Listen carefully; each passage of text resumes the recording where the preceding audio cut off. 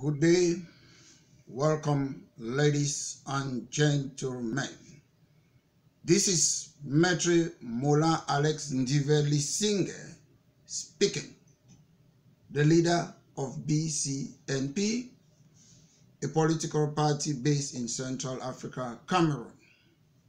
Today I want to introduce you to the first series of our program, our policies, our manifesto about ethnocultural democracy.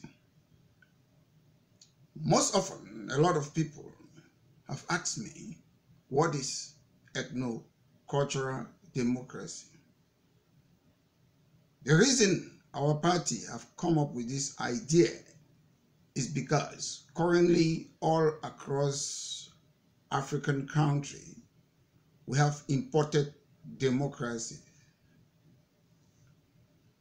Most often, we have what we call politics of personality cult. Most politicians, I call them civil servants because they are not politicians, professional politicians, most of them in Africa. They are civil servants turned politicians. They don't understand normally the basic need as a politician, what your job entails. In most African countries, we say politics is a game. Our party says no, politics is not a game. Politics is about people's lives. We all have basic needs as Homo sapiens, but unfortunately, during elections in most African countries, we go for personalities. Buhari, Paul Biya, Yadema, Ali Bongo. We don't listen. We don't ask, what are these people offering us?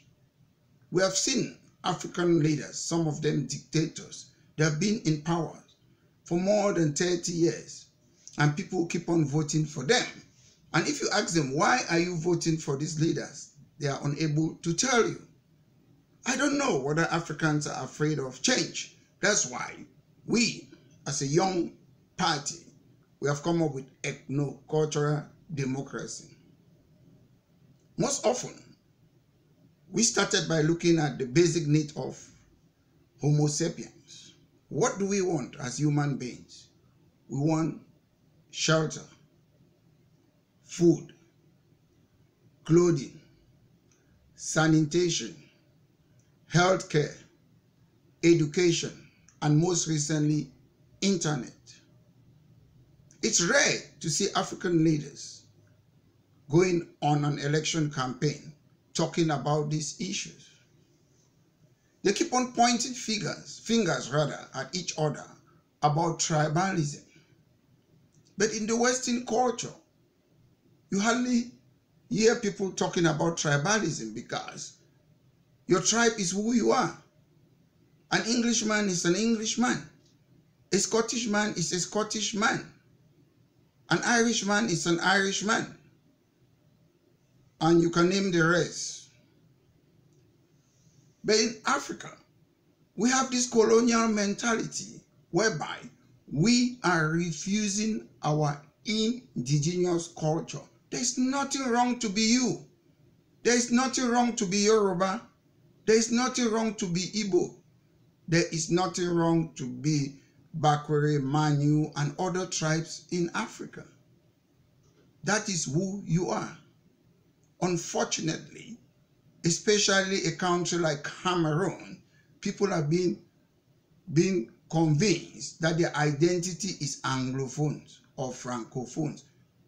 They have failed to understand that before the arrival of the Europeans, we had our identity, we had our nations, we had our kingdoms, and these kingdoms were functioning properly.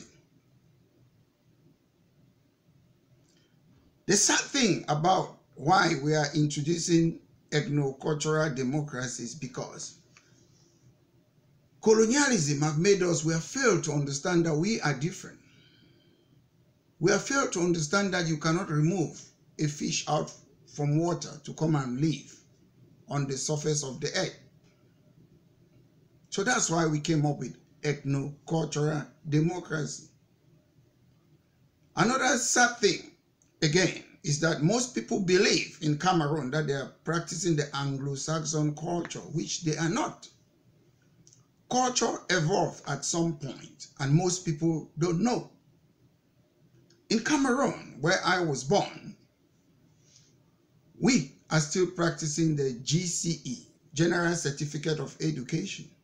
While this is an imported culture which was stopped in the United Kingdom in 1988. Most often, we believe we are practicing common law. We don't really understand that common law is a customary law, the English customary law. That's where it was derived. Somebody else's custom that we want to impose on ourselves. And we have failed to understand that the English and the Scottish and Wales and Northern Ireland, they have moved on.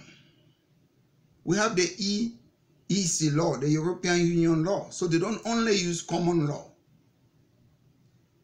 It saddens us in our party, BCNP, that people still believe that they have to follow laws that are no longer being used in the Western world because we have failed to evolve.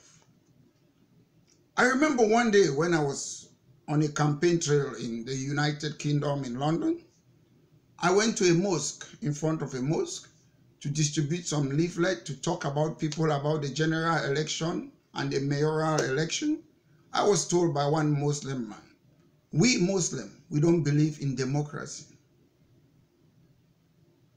We Muslims, we don't believe in democracy.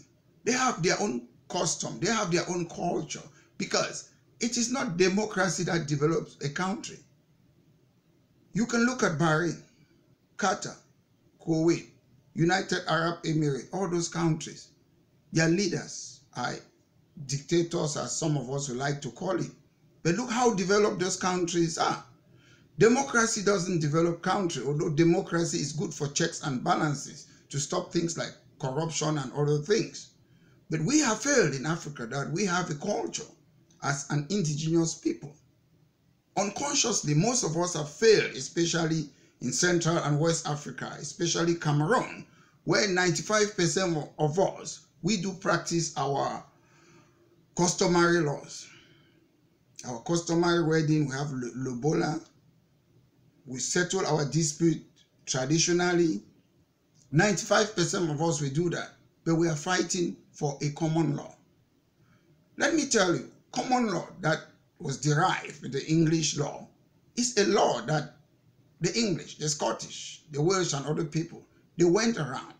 They look at what they have in common and they created something that they call the common law today.